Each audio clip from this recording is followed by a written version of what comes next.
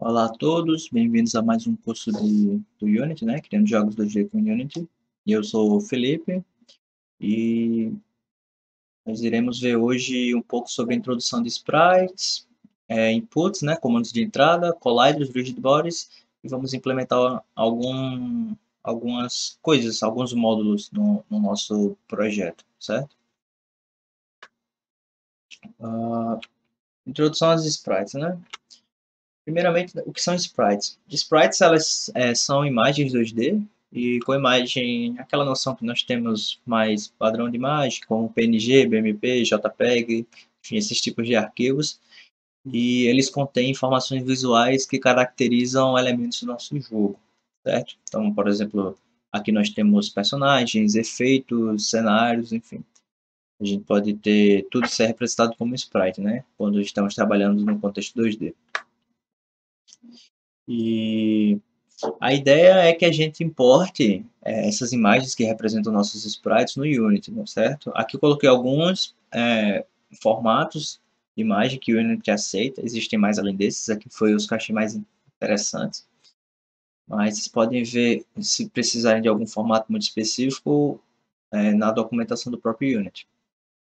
A ideia é simplesmente clicar e arrastar, né? A gente pega do nosso sistema de programas, nosso explorador de arquivos no caso, desculpa, a imagem e arrasta lá para a parte do Unity. Eu vou mostrar daqui a pouco como faz isso, certo?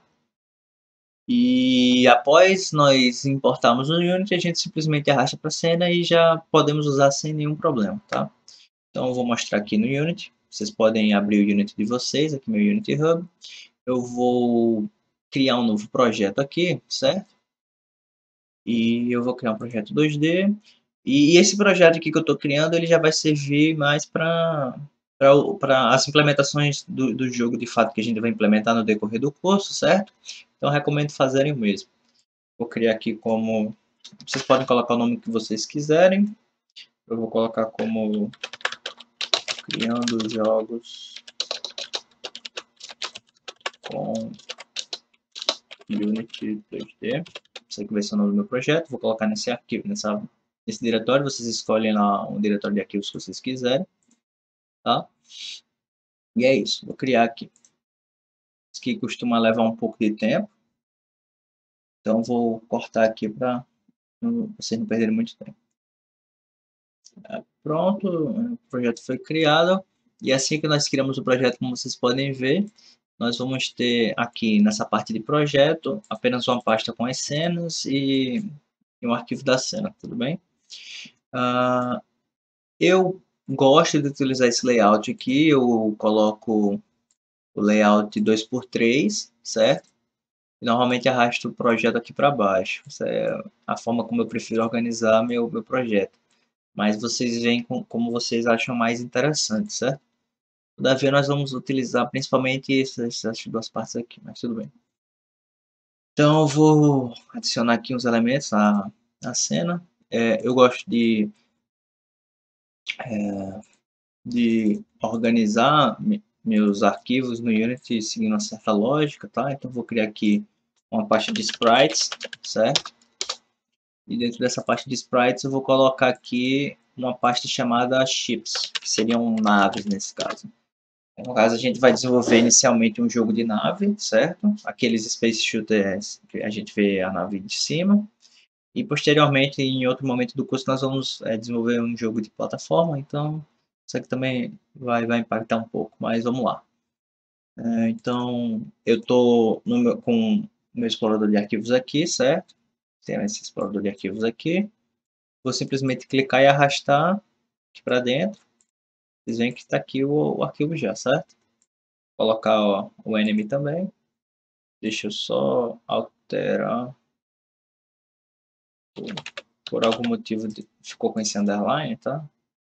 Eu vou só renomear. Tá. Vocês podem clicar e arrastar aqui para a cena, ou vocês podem clicar, sei lá, com o botão direito, né? Show in Explorer, aí vocês vão abrir lá no Explorer a pasta, e vocês podem simplesmente arrastar para lá. Quando vocês vierem para o Unity, ele já vai carregar automaticamente, etc. Aí vocês podem fazer isso. No nosso caso, como a gente está trabalhando com imagens 2D que não são necessariamente vetorizadas e bem bem trabalhadas no sentido de serem aquelas artes mais tratadas, vamos dizer assim, né? São artes mais pixelizadas. Nós vamos colocar aqui em filter no point, certo? Porque eu vou colocar aqui a diferença para vocês. Eu simplesmente clico e arrasto para a cena. Aqui está a minha nave. Eu vou mostrar para vocês a diferença. Aqui é com nenhum filtro. E se eu botar bilinear e der apply, ele vai ficar um pouquinho mais borrado, tá? Que é a interpolação que ele utiliza para ampliar a imagem. Então, nesse tipo de imagem mais pixelizada, recomendo colocar o no filter. Isso, no caso, eu tenho que fazer em todas as que eu importar, certo? E é isso. Então, aqui nós podemos ter a nossa nave. Aqui no projeto, já de cara, a gente vai ver algumas coisas para a gente configurar. A primeira delas é aqui, na parte do display do game. Eu vou colocar em 16:9 ou 16:10. Eu vou botar 16:10, tá?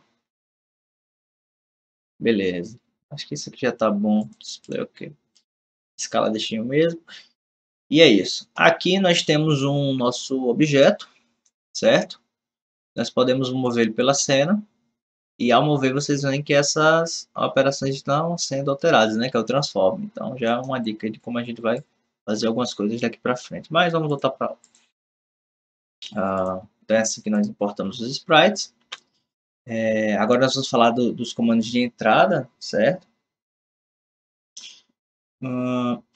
Primeiro, a gente tem que entender o que são esses inputs. É basicamente a forma como o jogador vai informar uma ação para o jogo, certo?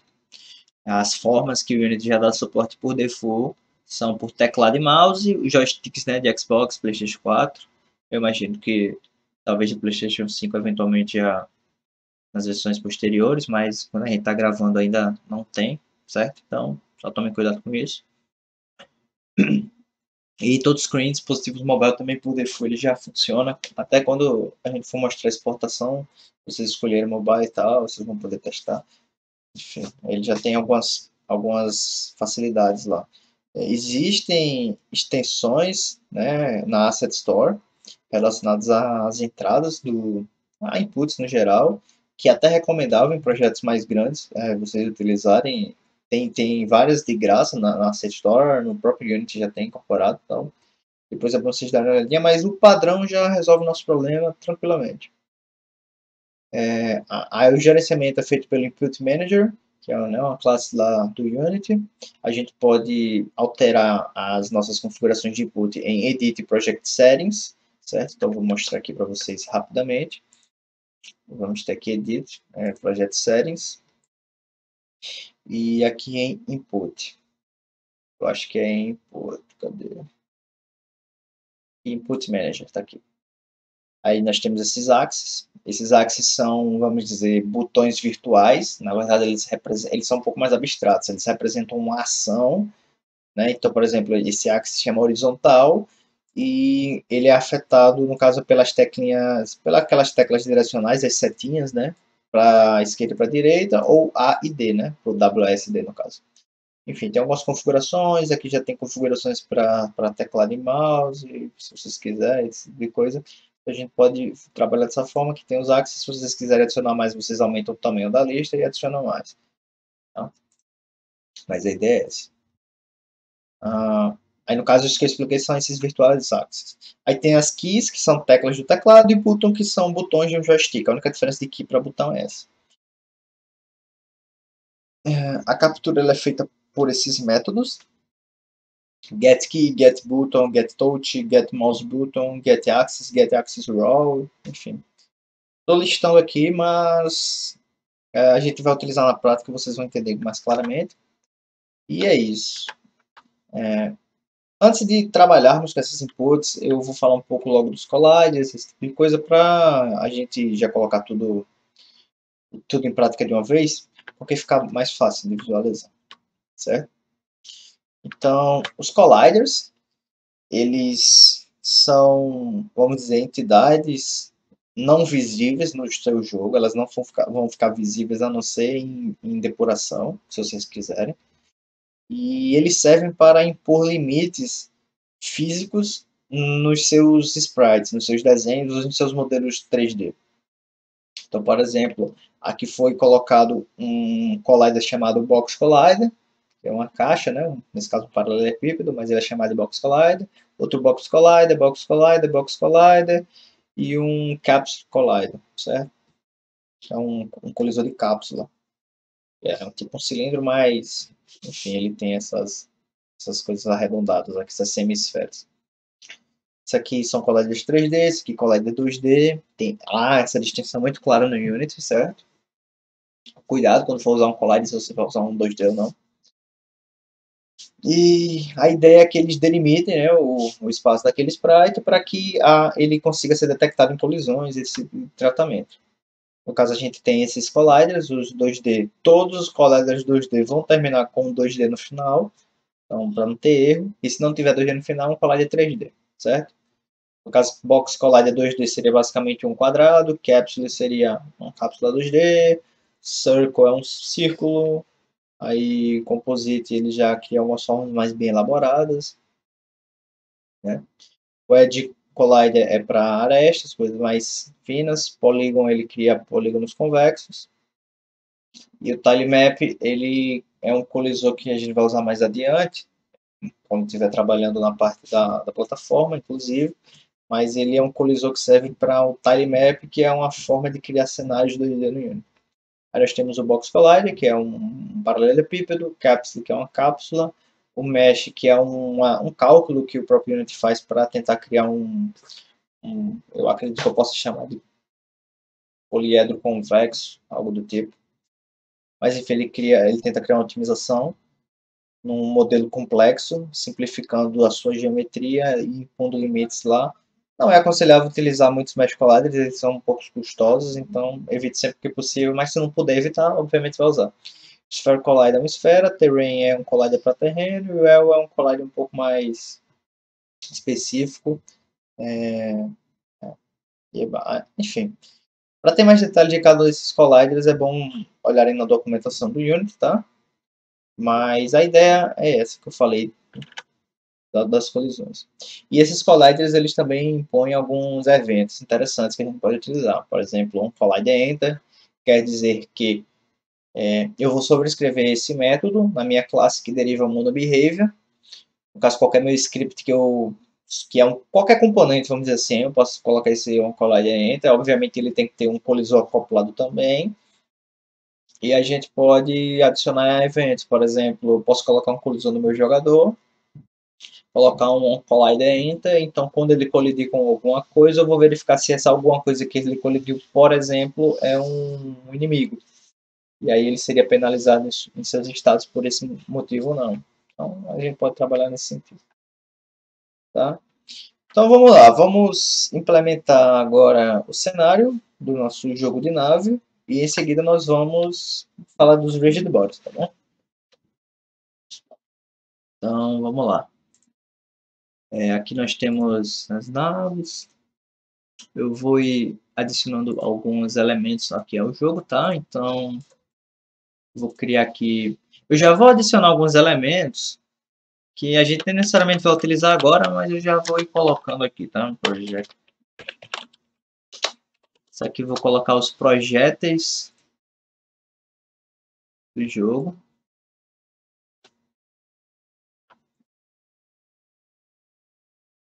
Caso são os sprites de projeto, vou colocar todos com no point, no filter.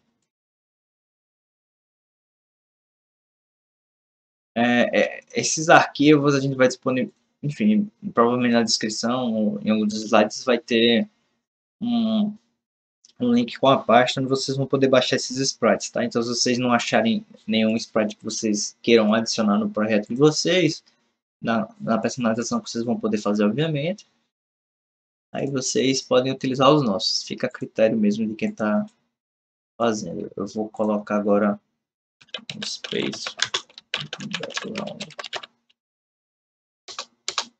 Tá. Eu vou arrastar essa imagem aqui, certo? Essa imagem aqui. Tá. E essa imagem ela tem um detalhe, certo? Porque qual que é a ideia? Nós queremos fazer com que essa nave aqui, ela se movimente nesse espaço, tá? Eu vou aumentar um pouco as coisas aqui. Deixa eu aumentar um pouco a escala dessa nave. Eu acho que aqui tá bom.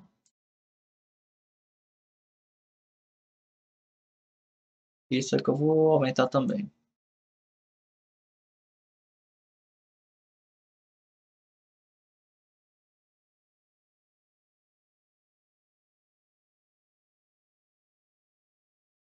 Qual que é a ideia, né? A gente pode fazer a movimentação da nave de diversas formas. A gente pode, por exemplo, ir duplicando esse objeto no eixo Y. Então, essa nave iria se movimentar nessa direção.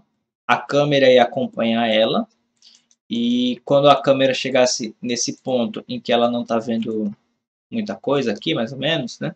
A gente, antes dela chegar nesse ponto, a gente poderia duplicar esse objeto no eixo Y e ir duplicando enquanto houvesse o que ser andado.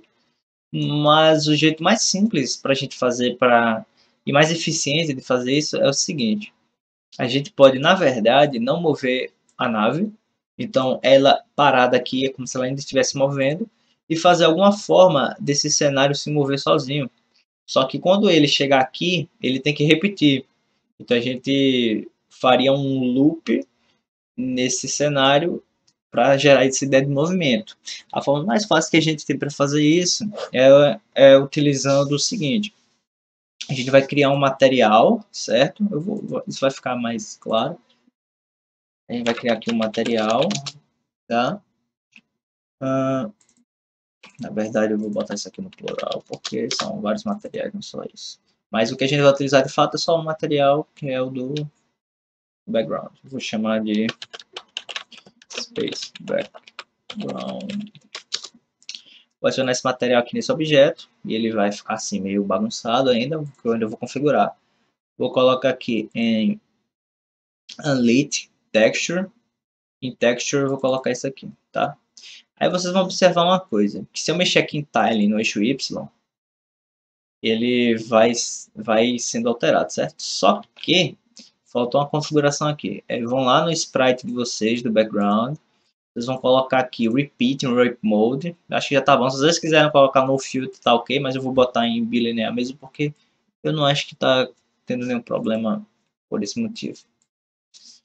Ah, tá. Então vocês vão ver aqui que se a gente vier aqui, né, e mexer no nosso tiling do eixo Y, ou tiling não, desculpa, offset, a gente vai conseguir dar essa ideia de movimento, certo? Então quanto mais rápido a gente variar esse valor, mais rápido é o movimento da nave ou não, tá bom? Então essa aqui é a grande ideia da gente implementar esse movimento. Então, sem mais delongas, vamos lá, certo? Para não perder muito tempo e não estender muito o vídeo. Então vamos criar aqui uma pasta chamada scripts, certo?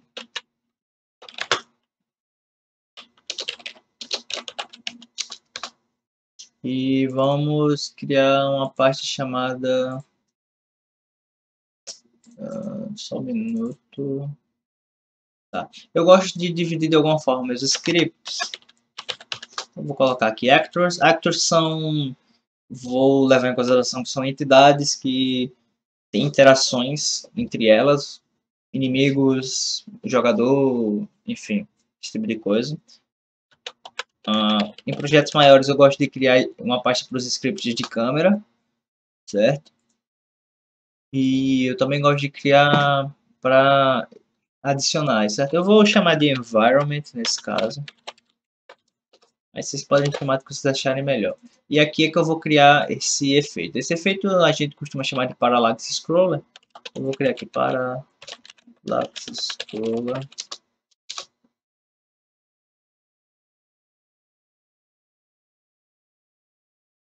Tá.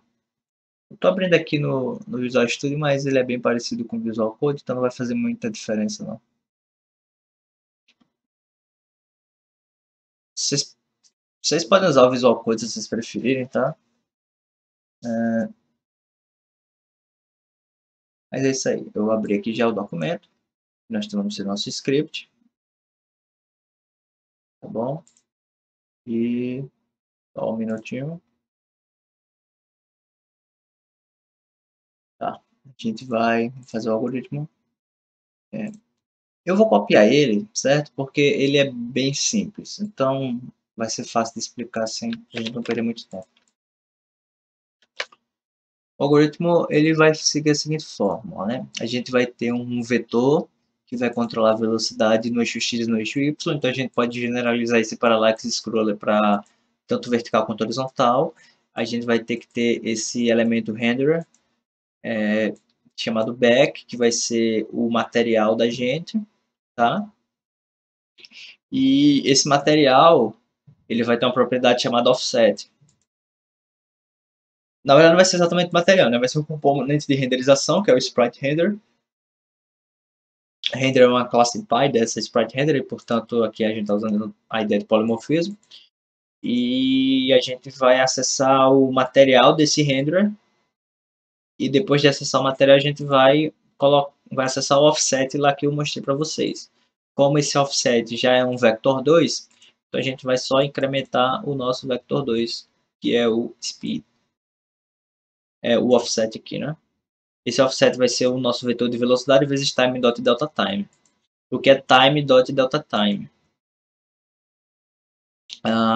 Sim, eu não sei se eu expliquei, se a gente já explicou tudo assim em tanto detalhe, então eu vou repetir.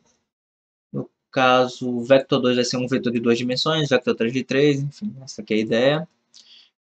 E o time dot delta time, a ideia é que o seu computador ele não vai ter uma taxa de frame fixa, e vão ter computadores que vão ter mais frames por segundo e menos frames por segundo, ou seja, computadores mais potentes e menos potentes que vão rodar o seu jogo a mais imagens por segundo ou não. E se nós não utilizarmos time dot delta time, levando em consideração que o update ele é rodado a cada frame da tua máquina, então pode haver uma discrepância de velocidade nos seus cálculos. Então, se tu tem uma máquina que está rodando seu jogo a 300 frames por segundo e outra máquina está rodando a 60, os dois vão sentir uma diferença de tempo absurda, porque a gente não está levando em consideração o tempo de um frame para o outro. Certo? Então, se nós multiplicarmos esse tipo de coisa por esse tipo de processo que ocorre no decorrer do tempo por time do delta time, a gente vai eliminar essa diferença, essa dependência do frame, e aí o que eu estou vendo na minha máquina é potencialmente que o outro cara vai ver na dele mesmo com frames diferentes, certo? Então, a ideia de nós utilizarmos o time do delta time é isso. Se nós estivéssemos usando um fixed update, aí seria um time.fixed delta time, tá? Só para deixar claro. Mas a ideia é essa, certo? Então a gente vai ter um vetor de offset, que vai ser, no caso, o próprio vetor de velocidade, vezes um time delta time, e a gente vai fazer esse incremento, tá? Então vamos lá. Eu fiz essa alteração, eu acho que eu não salvei. Deixa eu salvar aqui. A gente vai colocar esse background aqui. Opa, tá certo. Aqui está o nosso script, certo? Eu cliquei e arrastei aqui para o nosso background. E aparentemente não vai funcionar, porque a gente não alterou esse valor, mas a gente pode alterar aqui. Então vocês veem que ele vai sendo alterado. Então, se no meu script eu também quiser, por exemplo, ter um controle de dificuldade, a gente também pode alterar essa velocidade aqui para deixar mais rápido, mais lento, e para um lado para o outro. Observem que ele também vai funcionar para o eixo X, certo? Só que como ele não tá, a textura por si só ela não foi feita para ter loop vertical, ela vai ter esse probleminha, tá? Então, vocês também vão ter que ter uma textura que seja preparada para isso, certo? Ou vocês podem fazer isso no Photoshop e tal, não é muito trabalhoso também não. Mas é isso. Então eu vou colocar aqui uma velocidade 10, eu acho, já tá bom, e vamos continuar. Tá. Falar agora dos rigid bodies. O rigid body é um componente que adiciona física a um game object, certo? Ele adiciona gravidade, massa, esse tipo de coisa. Então a gente vai ter um collider, mas se nós não colocarmos um rigid body, aquele elemento que vai ter um collider, ele não vai, por exemplo, cair. É necessário colocar rigid body para que isso ocorra, por exemplo. Tá? E, bem, não tem muita coisa para falar mesmo sobre eles. O que mais tem para falar são sobre suas propriedades, tá? Então vamos lá. A gente vai ter esse player chip aqui. E a gente quer implementar uma movimentação nele, certo? A gente vai adicionar um collider, com um box collider 2D. Box não. Vou colocar um circle collider. Eu acho que é um pouco melhor. Então, por exemplo, se algum projeto do inimigo chegar aqui, atingiu já a nave. Aí você pensa, é um pouco injusto, né? Pode ser. Aí a gente pode diminuir ou aumentar esse colisor, pode adicionar vários colisores aí que fica a critério de vocês. Mas como os projetos são tão rápidos, teoricamente falando, que na prática não vai fazer muita diferença pra gente. Mas se vocês quiserem dar aquela roubadinha para que o jogador sinta que ele escapou de uma coisa de última hora, vocês podem diminuir um pouco essa hitbox, deixar um pouco menor, e aí mesmo que pegue nessas lateraisinhas aqui, pode dar essa sensação, tá? Isso é mais uma coisa de game design. Vou deixar assim porque é o mais intuitivo, o que parece mais certo. Tudo bem? Então, aqui Circle Collider quer dizer que se eu acho que eu botei muita velocidade. Vou botar 2, tá? Deixar 2 aqui velocidade. Quer dizer que se eu tiver outro objeto aqui, ele pode empurrar esse outro objeto se ele tiver um rigid body. Então, por exemplo, deixa eu só ver se isso aqui vai dar certo. Eu vou fazer o seguinte, vou colocar um rigid body 2D, automaticamente ele vai cair, porque tem a gravidade. Aí eu vou colocar aqui Gravity Scale, eu vou colocar 0. E eu vou colocar o eixo dele aqui para... Cadê? Coloquei Gravity Scale 0. Rigid Body 2D. Ah, não foi. Vou fazer o seguinte, deixa eu tirar isso aqui. Tá aqui meu objeto. Esse objeto aqui está com collider, esse aqui está com rigid body. Então eu posso empurrar ele, por exemplo, você vê que isso aqui já funciona. Tá. Isso aqui que eu fiz foi eu congelei a variação de posição de Y pelo rigid body. Então ele não tem efeito de gravidade, tá? Algum outro dos gravity scale não funcionou, mas enfim. Vamos lá. Então a ideia agora, deixa eu só atualizar aqui.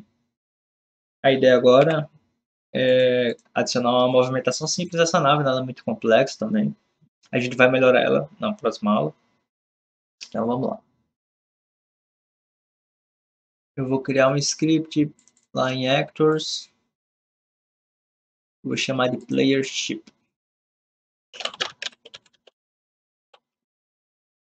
Eu vou abrir ele aqui.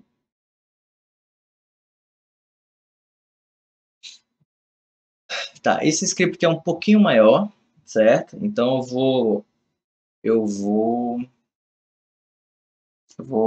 explicar ele com mais detalhes.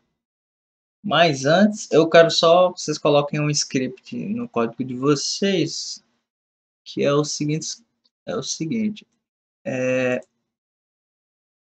essa implementação que eu vou fazer da movimentação desse jogador, ela vai ser uma movimentação um pouquinho mais simples, tá? No caso, a gente vai utilizar um rigid body para mover e a gente vai fazer um bound checks, porque vamos lá, aqui no nosso Unity, a nossa nave ela vai, quando chegar aqui ela não pode passar daqui, certo? Dependendo da dimensão da nossa câmera, esses limites podem ser distintos. Então, é um algoritmo que é um código simples que ele estende a câmera que ele vai dar essa funcionalidade para a gente, tá? Ele se chama Camera Extensions. Eu vou adicionar lá na parte de câmera. Camera Extensions. Esse aqui eu não vou explicar em muitos detalhes porque não precisa muito, a utilidade dele é muito clara. Mas a ideia é que é uma classe estática, tá? Deixa eu não abrir ele, né? Tá, foi, agora foi. Ela é uma classe estática que vai nos dar alguns métodos estáticos também. E esses métodos vão retornar um vetor 2 com alguns bounds. No caso, ele vai retornar um vetor 2, né, um x e um y, que é o menor, o valor mínimo, o valor máximo e etc. Então a ideia é essa. É um algoritmo bem simples só para ter esses limites de câmera para que a gente não precise calcular na mão toda hora, tá? Ele também vai estar lá naquela pasta. Ou vocês podem copiar também, ele é bem tranquilo. Ok. Então bora lá. Aqui a gente vai fazer o seguinte. A gente vai ter que ter um conjunto de propriedades interessantes. Eu vou adicionar logo todas as propriedades que nós vamos utilizar. Então nós vamos ter um vetor público, melhor, um float, né, que é um valor público aqui, que vai ser a velocidade com que o nosso jogador se movimenta. Nós vamos ter um rigid body 2D, que vai ser literalmente o nosso rigid body que a gente vai utilizar. E nós vamos ter esse vetor 2 aqui, min max camera, que vai ser os bounds da câmera, né, os limites da câmera. E nós vamos ter esse vector 2 aqui, que é input direction, que é a direção que o jogador vai se mover. Tá? Então, a gente vai utilizar a seguinte lógica. A gente vai utilizar uma lógica que vai ter um start method. Ele vai carregar algumas propriedades. Normalmente no start ou no awake, a gente vai carregar propriedades como essa daqui, né? Aqui é um componente do nosso jogador, tá? Então a gente já vai carregar ele direto. Então a gente pode fazer isso no próprio start. Em seguida a gente vai carregar os valores limites de câmera, min max, né? No caso a gente vai utilizar camera extensions.boundsmin. Eu passo a câmera que a gente está utilizando, que é o camera.main. No caso, essa informação ela é pega da seguinte forma. A gente vai vir main camera, ela vai ter essa tag de main camera. Então, como ela vai ter essa tag de main camera e ela vai estar ativa, no caso, essa vai ser a câmera que vai estar ativa. Isso. Então, ele vai pegar... na verdade, ele vai pegar a câmera que está ativa, tá? Então, se aquela câmera é a única da cena, obviamente ela que vai estar ativa. E se tiver duas, a que tiver ativa é a que vai ser captada a partir daí. Se tiver mais de uma câmera mesmo, enfim. Tá. No nosso método update, a gente vai fazer o seguinte. Aqui a gente já fez a configuração prévia dos limites, né, do personagem, que é a nave, no caso. No update, a gente é um método que ele vai ser executado a cada frame, como eu falei, então é um grande loop. Isso aqui é um while true, vamos dizer assim. Enquanto o jogo estiver sendo executado, roda isso aqui. O que a gente deveria fazer aqui seria o seguinte: ler a input do jogador, por exemplo, quando ele pressionar tal tecla, faça alguma coisa, e depois que ele ler a input do jogador, ele vai ter que realizar alguma coisa, né? No caso, um movimento. Entretanto, a gente vai utilizar um movimento físico, tá? Porque a gente vai utilizar o método do nosso rigid body. Então, como a gente vai utilizar o método físico, nós não vamos usar o void update somente, nós vamos usar o void fixer update. Poderíamos utilizar tudo no update? Poderia, mas daria problemas. Poderia dar problemas, porque ele não foi feito para isso. No caso, qual é a ideia do fixed update? Fixed update é um método que ocorre depois do update, e no fixed update ocorre todas essas interações físicas, certo? Por que vamos usar ele? Porque nós vamos usar um método chamado movePosition. Então nós vamos ter rigidBody.movePosition. Nosso rigidBody é aquele componente lá. E ele vai mover para uma direção. Que direção é essa? Essa direção vai ser um vetor. Nós vamos pegar a nossa posição atual, certo? rigidBody.position, mais uma direção que nós queremos fazer. No caso, vai ser nessa input direction. Certo? E aí a gente pode colocar o nosso time.fixedDeltaTime. Eu não acho nem que é necessário, mas tudo bem, vamos lá. Vezes speed. Só que tem um problema aqui. Isso aqui ele sempre vai fazer essa verificação, certo? E no caso ele sempre vai mover, ele vai pegar a posição atual mais a posição que eu quero mover, certo? Então isso aqui ele realmente vai fazer uma movimentação. Isso aqui a gente está trabalhando com vetores, tá? Então essa aqui é a ideia. E esse input direction a gente ainda não definiu. Teoricamente está 0, 0. Então ele não vai mover nada. Basicamente, se a gente executar isso aqui, não vai mover nada. Então, vamos alterar o input direction a partir da nossa entrada de fato, certo? Então, eu vou fazer isso aqui de uma forma muito simples. Lá no nosso método update, nós vamos ter o seguinte: vector2, o input ele vai ser igual ao new vector 2. No nosso eixo x, nós vamos ter esse input.getAxisRaw horizontal, getAxisRaw vertical. O que isso quer dizer? Quer dizer que nós vamos criar um vector 2, ou seja, pensem em um vetor aqui com dois valores 0.2 e menos 0.6. Sei lá. O que isso quer dizer? Quer dizer que no eixo X nós vamos ter esse valor 0.2, ou seja, o jogador está pressionando levemente, aqui é ponto, né, vírgula. O jogador está pressionando levemente para a direita e aqui ele está pressionando levemente para baixo. É assim que a gente pode fazer essa interpretação. No caso, esse valor aqui poderia ser pegado pelo input.getAxisRaw horizontal e vertical. Só tem um probleminha aqui. Nós vamos ter um vetor, certo? Eu deveria ter feito um desenho, mas tentei imaginar o seguinte: nós vamos ter o eixo X e o eixo Y. Então, se o cara estiver pressionando 100% no eixo X e nada no eixo Y, vamos dizer que aqui é 1 e aqui é 0, a dimensão do nosso vetor é 1. E a mesma coisa para o Y, certo? Só que se ele estiver fazendo 1 e 1 aqui, a dimensão do nosso vetor não é 1, é mais de 1. Vocês conseguem ver, né? Se aqui for 1 e aqui for 1, a dimensão desse vetor é maior do que 1. Então, a gente vai normalizar esse vetor para que, quando a gente esteja andando em diagonal, a nave não se mova mais rápido, porque caso contrário, ela se moveria mais rápido. Se vocês não conseguem visualizar muito bem isso, é só vocês removerem essa linha de código. No caso, vocês colocam input direction igual a input, tira esse normalizer daqui. Aí vocês vão ver o que eu estou falando na prática, certo? Mas aqui eu já vou normalizar, já para evitar esse problema. Tá. Só vai ter mais um detalhe, que é o seguinte: se a gente executar isso aqui do jeito que está, o que vai acontecer? Vai ter play ship, a gente vai pegar esse script de ator aqui, né? Vou jogar aqui na nave, vou dar play. A velocidade tá 1, talvez seja lenta, a gente calibra já já. Sim, tá. Ok. Aqui deu um erro porque ele está dizendo que não tem nenhum rigid body acoplado, e de fato não tem. Para evitar esse tipo de erro, esse seria um erro mais do designer do que do programador, dependendo da circunstância. A gente pode até adicionar o seguinte: require component type of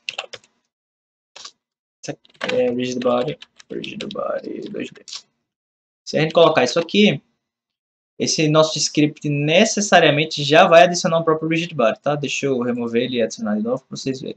O play script não tinha nenhum rigid body, ele já adicionou, tá? Então já faria isso. Mas a gente poderia adicionar na mão também, sem nenhum problema.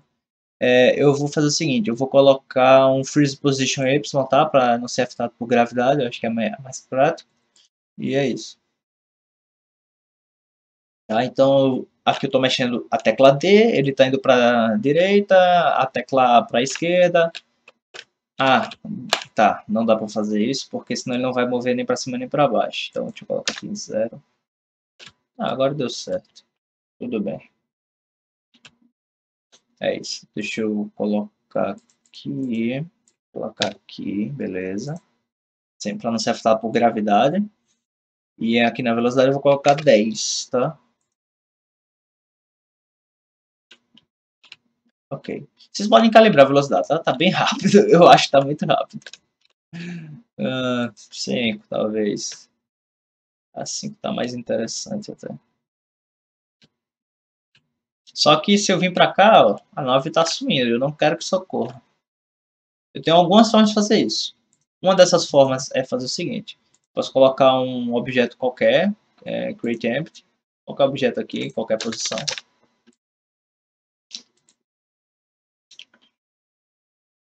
Posso criar qualquer objeto em qualquer posição. E eu posso adicionar aqui, por exemplo, um box collide 2D. Posso fazer isso, tá? E eu posso aumentar essa dimensão no meu eixo Y. Eu posso colocar aqui. O jogador não vai ver isso. E ele colide. Vocês podem fazer isso se vocês quiserem. Se vocês não quiserem fazer isso, eu vou dar uma segunda alternativa, que é com esse código aqui, tá? mas fica a critério de vocês. Eu, sinceramente, nesse jogo aqui, como, né, seria 4 colliders ali, eu não acho que há uma diferença grande de desempenho só por esse motivo, então não faz muita diferença.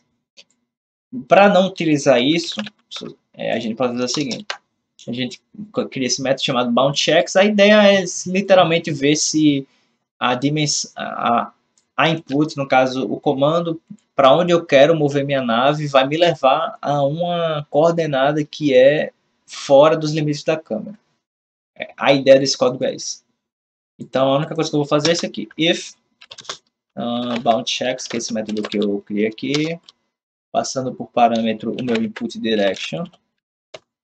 No caso, se isso aqui for true, então ele vai fazer isso aqui. Eu posso simplesmente dar um tab aqui, tanto faz, mas só por legibilidade de código eu vou colocar isso aqui, mas não precisa. Tá, então aqui já resolveria esse nosso problema.